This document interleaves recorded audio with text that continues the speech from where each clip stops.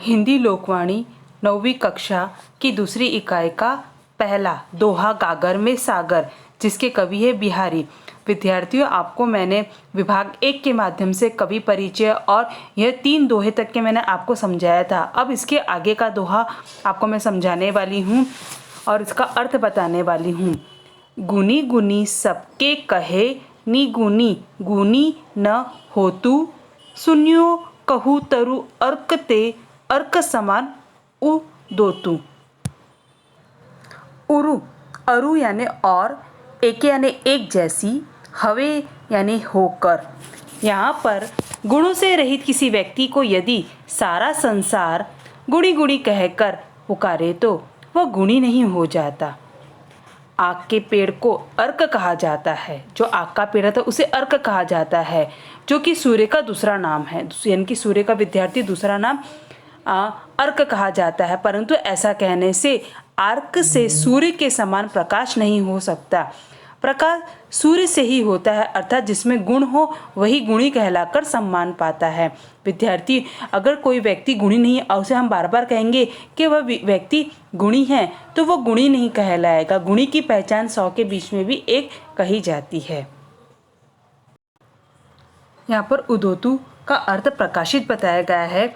आगे यहाँ पर बताया गया है, नर की अरु नल नीर की गति एक करी जोए, जे तो नीचो हवे चले, ते तो ऊंचो होए। यहाँ पर कहते हैं मनुष्य और फुआरे के नल की एक ही दशा है। फुआरा जितना नीचे होगा उतना पानी उसका पानी उतना ही ऊपर तक जाएगा। इसी प्रकार व्यक्ति जितना विनम्र होगा वह उतना ही उन्नत और श्रेष्ठ होता जाएगा। समाज में उसका मान सम्मान बढ़ जाएगा। अगला दोहा, अति अगाधु अति ओथरो, नदी कूप सरु बाए, सो ताको सागरू जहाँ जाकी प्यास बुझाए। यहाँ पर अगाधु, अगाधु का यहाँ पर दिया है अगाधु। अगाधु का अर्थ है अघात, और ओथरो यानी कि उथला, कूप यानी कुआं, सरु यानी सरोवर, बाई यानी बावड़ी यानी कि सीढ़ियों वाला छोटा गहरा तालाब, सो यानी वह, ताको यानी उसे। यहाँ पर आगे कवि कहते हैं कि नदी, कुआं, सरोवर और बावड़ी चाहे अथाह जल से भरी हो अथवा उथली हो, अर्थात उसमें बहुत कम जल हो, प्यासे व्यक्ति की प्यास जहाँ बुझ जाए उसके लिए वही सागर है। प्यास के लिए वह सागर व्यर्थ है जहाँ उसकी प्यास नहीं बुझ पाती।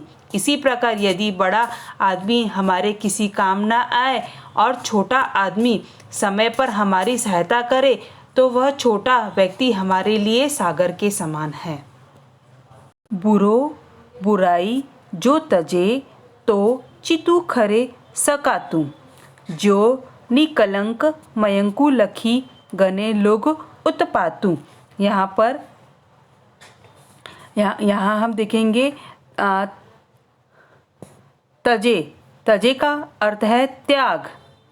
उसके प्रकार दिया है निकलंक, निकलंक यानी कि निष्कलंक या दोष रहित, मयंकु यानी चंद्रमा, लखी यानी देखकर, उत्पातु यानी आफत या मुसीबत। कवि कहते हैं यदि बुरा आदमी बुराई करना छोड़ दे तो भी चित्त उससे डरता है। जैसे चंद्रमा को कलंक रहित देखकर लोग उपद्रव की आशंका करने लगते हैं। जब कोई बुरा व्यक्ति बुराई छोड़कर भला बन जाता है तब भी लोग यह सोच करते हैं कि शायद उपद्रव करने के लिए वह शांत होकर कोई योजना बना रहा है। उसके बाद आगे है, समय समय सुंदर सब बे रूप कुरूप न कोई, मन की रुचि जेती जीते, तीती तेती रुचि होए। यहाँ पर सरु का अर्थ यहाँ पर सरोवर बताया गया है। यहाँ पर कहते हैं कि यह समस्त सृष्टि प्रभु की रचना है। इसमें न कोई सुंदर है और न कोई असुंदर है। ईश्वर की संपूर्ण सृष्टि ही सुंदरता से परिपूर्ण है। अपने अपने अवसर पर सभी वस्तुएं, जितनी भी वस्तु रहती है वो क्या लगती है, सुंदर लगती है। मनुष्य के मन की चाह जितनी सुंदर होती है उस समय उस वस्तु में उतनी ही सुंदरता हमें दिखाई पड़ती है। विद्यार्थियों, पेज नंबर 28 निकालोगे। पेज नंबर 28 में पठनीय में अन्य नीतिपरक दोहे का अपने पूर्व ज्ञान तथा अनुभव के साथ मूल्यांकन करें एवं उनसे सहसंबंध स्थापित करते हुए वाचन करिए। ये आपको करना है। यहाँ पर दिया है लेखनीय, यानी कि अपने अनुभव वाले किसी विशेष प्रसंग को प्रभावी और क्रमबद्ध रूप में लिखिए। और आसपास ज्ञानपीठ पुरस्कार प्राप्त हिंदी साहित्यकार की जानकारी, पुस्तकालय, अंतर्जाल आदि के द्वारा प्राप्त चर्चा करें तथा उनकी हस्तलिखित पुस्तिका तैयार करें। विद्यार्थी आपको करना है।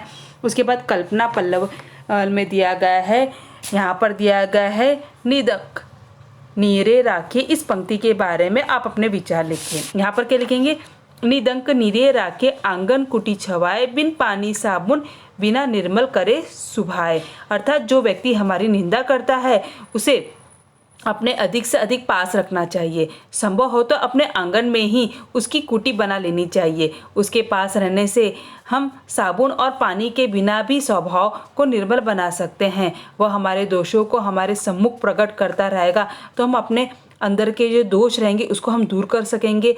ऐसे लोग अनजाने में ही हमारी भलाई कर जाते हैं। प्रायः व्यक्ति अपने दोषों को अपने आप नहीं जान पाते।